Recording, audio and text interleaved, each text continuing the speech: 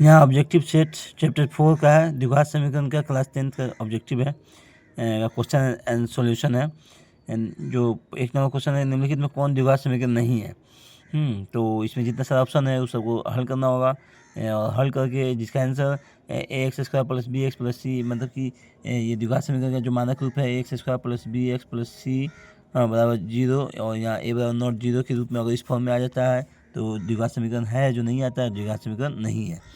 अगला क्वेश्चन देखते हैं कि यदि द्विघात समीकरण A X square plus B X बराबर सी, जहाँ एन बराबर नॉट 0 है, तो अल्फा और बीटा दिया हुआ है इसका मूल, तो अल्फा प्लस बीटा मान ज्ञात कीजिए।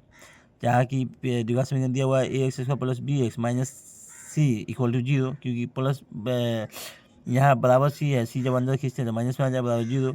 तो यहाँ ए का मान ए होगा, बी का मान बी होगा, सी का मान क्या होगा माइनस सी होगा, और अल्फा प्लस बीटा का फॉर्मूला होता है माइनस बी बटा ए, तो माइनस बी बटा ए, तो बी के जब बी का मान बी है माइनस बी, और ए का मान ए माइनस बी बटा ए हो जाना है। अब यहाँ लिखेंगे यदि समीकरण इतना के मूल वास्तविक और समान हो तो के का मान बताइए। द्विघात समीकरण को यहाँ लिख देंगे ना, द्विघात समीकरण को लिख देंगे 9x² प्लस 6kx प्लस 4, तो मूल समान के लिए ना, तो इसके लिए हम पहले ए बी सी निकालेंगे। ए का मान यहाँ 9, क्योंकि ए किसका होता है x² गुणांक होता है ना, तो ए का मान होता है ए 9। बी क्या हो जाएगा 6k हो जाएगा, क्योंकि ए बी एक्स का गुणांक होता है तो 6k, और सी का मान 4 हो जाएगा।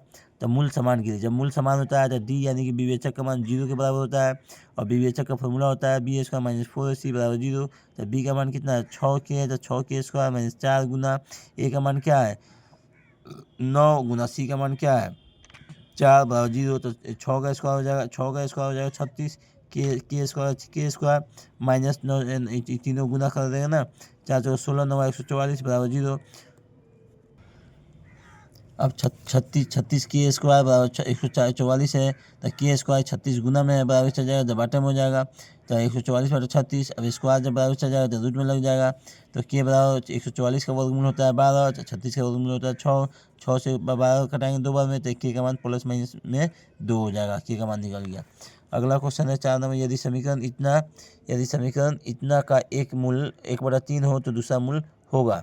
हाँ, तो इसके लिए क्या कर देंगे, इसका गुणनखंड 3x² माइनस 10x प्लस 3 बराबर 0 है, तो इसका हम क्या कर देंगे ना गुणनखंड कर देंगे। इसका गुणनखंड करके कोने से 3 में गुना करेंगे, तो यहाँ पर 9 समझना है। कोने से 2 अंक चुने, जिसको जोड़ने या घटाने पर 10 आवे, उसी जो गुना करने पर 9 आवे, तो 9 एक जोड़ेंगे तो 10 होगा, 9 में 1 में गुना करें तो 9 आएगा। बस 9 1 को लेकर गुणनखंड कर देंगे, तो एक हल दिया हुआ, दूसरा हल अपने आप निकल जाएगा।